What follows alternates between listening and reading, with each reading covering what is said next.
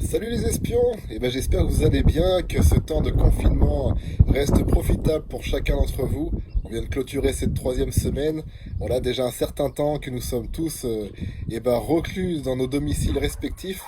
Et j'espère que pour chacun d'entre vous, tout va bien. En tout cas, sachez qu'on pense bien à vous. Nos prières sont pour vous, sincèrement, et on vous remercie pour tout à chacun, pour vos prières aussi à notre égard, à Lydie et moi-même. On en est au bénéfice et on le ressent. On vous remercie pour cela.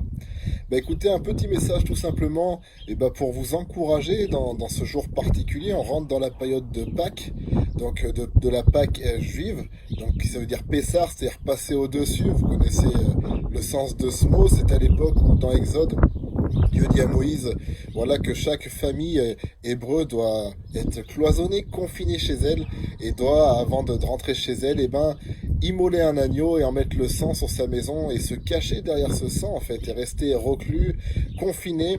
Pourquoi? Parce qu'un fléau allait venir et frapper l'Égypte. On sait que l'Égypte, dans un sens spirituel, représente le monde, en partie. Et on sait quoi là aujourd'hui, concrètement, les disciples de l'agneau, ceux qui se sont cachés sous le sang du Christ, donc les chrétiens, comme beaucoup de personnes sur Terre, on est confinés. Mais la différence de beaucoup, c'est que nous, on s'est placé derrière un protecteur, sous le protectorat du Christ. Et étonnamment, on se retrouve dans cette situation similaire. Nous arrivons à la Pâque juive, à l'époque où le peuple de Dieu était esclave en Égypte et que Dieu avait dit stop, qu'il avait entendu leur cri, qu'il était venu délivrer son peuple. Dieu a commencé en confinant le peuple, pour pas qu'ils aient part à la condamnation. Et je crois tout simplement, sincèrement, que nous sommes dans un temps similaire aujourd'hui. Dieu nous a confinés pour un but précis, pour notre délivrance, premièrement, et pour que nous n'ayons pas part à une certaine condamnation qui vient sur le monde. On retrouve encore un autre épisode dans cette même période de Pâques, à la crucifixion de Jésus, des milliers d'années après. On retrouve cette scène dans les évangiles où les disciples eux-mêmes sont cachés, sont enfermés.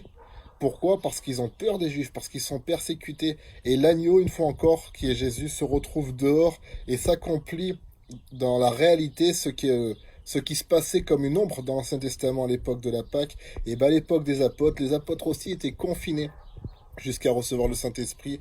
Après quoi? Après ce jour où Jésus a donné sa vie, a versé son sang hors de la ville pour protéger les siens. Et Jésus les visitait dans la maison à laquelle il était enfermé.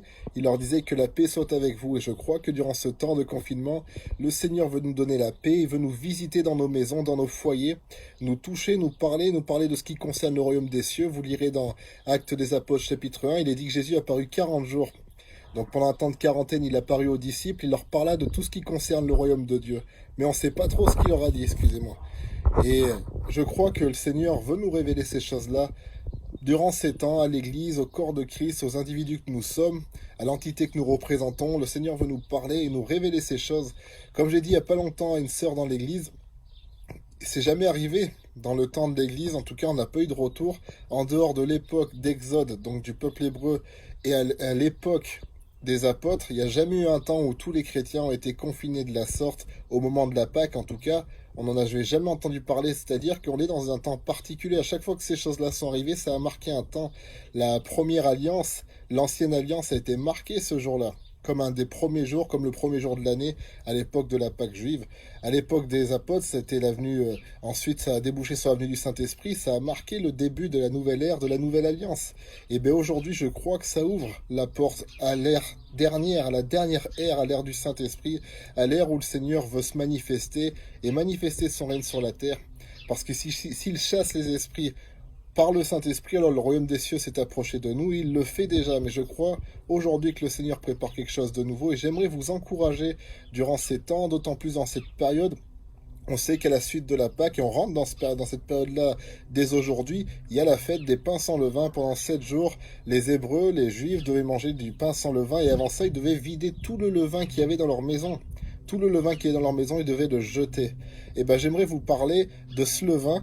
Non pas que je vous encourage à aller dans votre cuisine, vous pouvez le faire aussi symboliquement ou autre, ça c'est chacun son choix comme on dirait. Mais spirituellement, Jésus parle par exemple du levain des pharisiens, de tout ce qui était rajouté à l'enseignement. Il y a du levain en nous, la Bible dit un peu de levain fait monter toute la pâte. Il y a du levain en nous, il peut y avoir parfois des sujets d'amertume, des blessures non guéries, des choses et d'autres, de la rébellion masquée, ou peu importe quelque chose qui semble bon, qui est officiellement mauvais, tout ce levain tout ce levain, le levain peut être utile dans la cuisine, on l'utilise le levain. Mais le Seigneur nous encourage aujourd'hui, il dit, l'apôtre dit, Christ notre Pâque a été immolé. Et bien j'aimerais nous encourager à manger cette Pâque, mais de la bonne manière, sans levain. C'est-à-dire, voilà, allez chercher, faites le point sur votre vie aujourd'hui et cherchez afin de pouvoir rejeter et vous débarrasser de ce vieux levain. Pourquoi? Pour pouvoir manger la Pâque de la bonne manière et bénéficier des effets de cette Pâque, bénéficier de ce que le Christ fait. Je dis même pas a fait, parce que ce qu'il a fait, il le fait encore aujourd'hui. Il est toujours là à nos côtés, il est toujours là en train de nous aider et je nous encourage à rentrer dans cette dimension, aller chercher ce vieux levain et à s'en débarrasser au nom de Jésus-Christ. Durant toute cette période, je vous invite vraiment à profiter de ça. Nous, on reste dans le confinement, comme tout à chacun, hein, comme dirait l'apôtre Jean, nous sommes vos frères dans la persévérance et dans la tribulation. Mais on se retrouve de toute façon vendredi pour une vidéo, c'est pas un live comme ça a été annoncé, parce que étant donné qu'on est chez nous, on vous l'explique dans la vidéo qu'on a tournée, en fait on ne peut pas poster un live depuis la maison. Étant donné qu'on est dans une zone blanche, on n'a pas internet, on fait avec des partages de connexion pour poster les vidéos. Donc c'est quand même risqué pour faire un live, mais on vous a fait une vidéo, un enseignement qui je crois sera parlé à un grand nombre. Et je vous invite à le découvrir, il sera posté à 20h sur Rapport de Mission, donc que ce soit le Facebook ou le YouTube. 20h vendredi, la réunion de jeunesse sur Rapport de Mission. Jusqu'ici, je vous invite à faire ce check-up personnel intérieur et partager ça avec vos foyers. Christ notre Pâque a été immolé, à nous maintenant d'aller manger cet agneau dans la bonne manière, comment? Avec du pain sans levain, en retirant toutes ces furitures qui nous font mal comprendre la parole de Dieu et qui nous empêchent de pleinement bénéficier de tout ce que le Seigneur nous invite à prendre et à jouir parce que c'est notre héritage. Voilà, la Pâque pour les Juifs, la Pâque pour les apôtres, ça a été des grands moments décisifs pour l'humanité et pour le peuple de Dieu. Nous sommes dans un temps décisif pour nous. On a cette grâce, beaucoup de gens auraient voulu vivre cette époque, c'est nous qui allons la vivre.